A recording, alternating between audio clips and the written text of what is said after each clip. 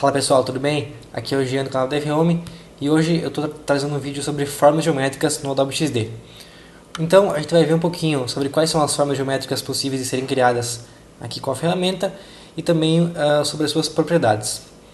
Esse vídeo ele vai ser a parte 1 de uma sequência de 3 vídeos, no qual eu vou falar então sobre formas geométricas, que é esse primeiro vídeo. No segundo vídeo eu vou falar aqui sobre a ferramenta de caneta do Adobe XD, que serve para a gente fazer alguns vetores ou formas personalizadas. E na terceira parte, então, eu vou falar sobre operações booleanas, ou operações matemáticas, né, que a gente pode fazer com as fórmulas. Então, a junção, subtração, interseção. Então, eu vou dividir em 3 vídeos para não ficar muito longo e muito extenso esse vídeo. Beleza? Bom, então as formas são basicamente essas que a gente tem aqui, né? É o retângulo ou quadrado, o círculo ou elipse, o polígono e a linha. As propriedades elas são basicamente as mesmas de todas as formas, a não ser o polígono, que tem algumas a mais, que eu já falo para vocês. Para fazer então uma forma, deixa eu só copiar aqui. Aqui no canto superior esquerdo temos as formas geométricas. Posso pegar aqui o quadrado, a elipse, o polígono. Alguns macetes para criar então.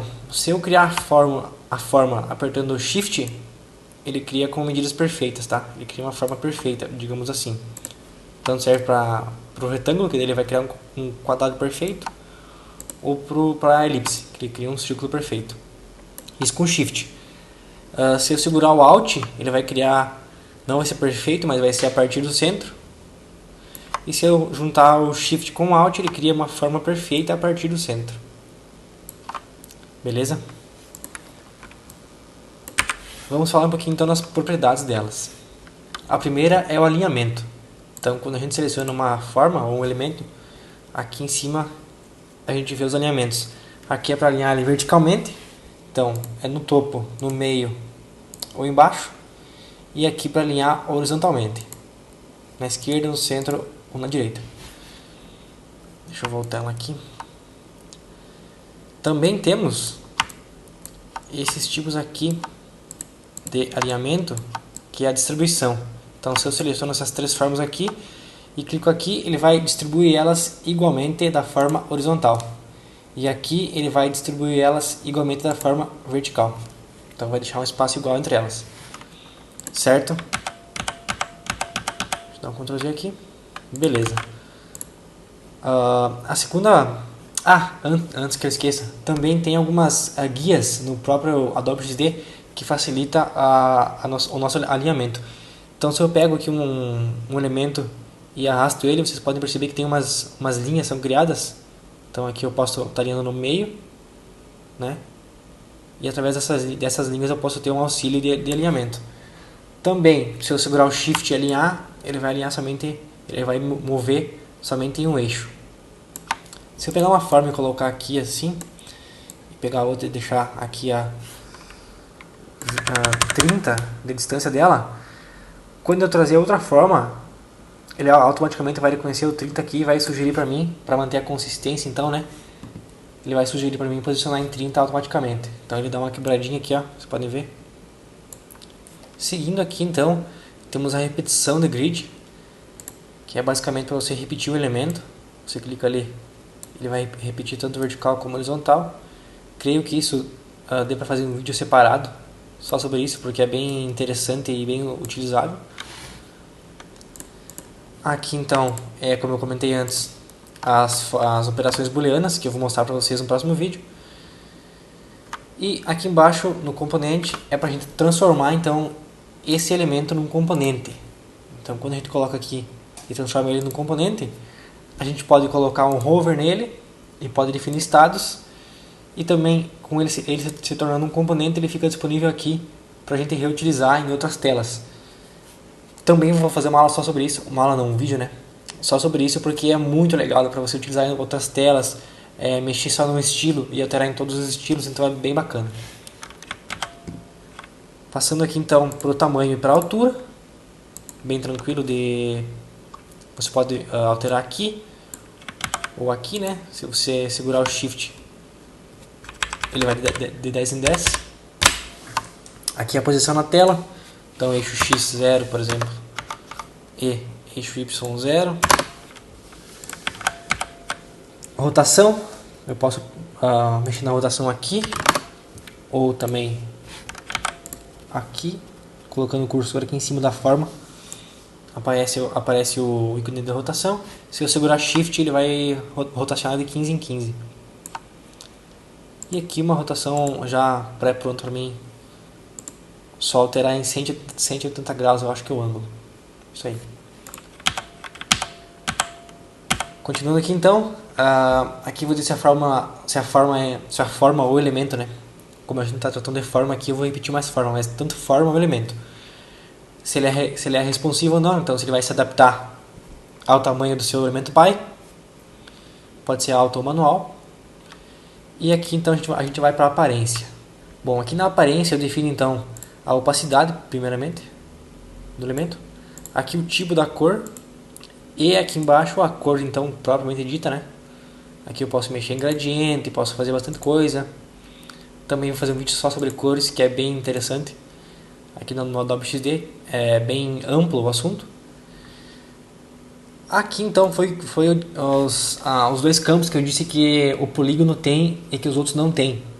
As outras formas não tem. Que aqui quantos lados vai ter o polígono. E aqui a sua borda, então eu posso vir aqui e dizer que a borda é um pouco redondinha. Então esses dois campos aqui, só o polígono tem, os outros não tem. Por exemplo, vocês podem ver, vai mudar só aqueles campos ali. E aqui, claro, o retângulo tem borda, né? Para você definir a borda. E o círculo não tem, claro, né? Porque ele já tem a borda. Falando em borda, então, deixa eu vir aqui para o retângulo que fica melhor de mostrar. Aqui basicamente eu vou definir quanto de borda eu vou querer. Borda arredondada, né? Então 15, 20. Aqui eu vou mexendo com o Shift também de 10 em 10. Ou também posso mexer por aqui, né? Nesses pontinhos aqui eu posso definir a borda. Se eu segurar Alt, eu defino só de um lado. Como também posso definir só de um lado, vindo aqui nessa opção, tem uma borda mais pontilhada e definir os lados. Então, esquerdo superior, direito superior, direito inferior e direito e esquerdo inferior. Aqui então a cor da borda. Deixa eu colocar uma borda preta aqui. A cor da borda, a grossura dela, 15. Se ela é pontilhada ou não. Quanto mais eu colocar aqui, menos ela vai ser pontilhada. E aqui o gap, então o espaço entre os pontos, né? Aqui vou falar aonde que a borda começa. Por exemplo, aqui a borda está dentro do nosso elemento, né? Porque está com essa opção aqui marcada. Eu posso falar que ela começa fora do elemento, então não vai ocupar a área útil da forma, que é 201 por 201. Se eu tenho aqui a borda, eu tenho que contar, então eu tenho que subtrair o tamanho da borda para ver o tamanho total do meu elemento. E aqui não, então se a borda começa fora, eu tenho o tamanho total, bem certinho. E aqui o meio termo, então um pouco fora, um pouco dentro.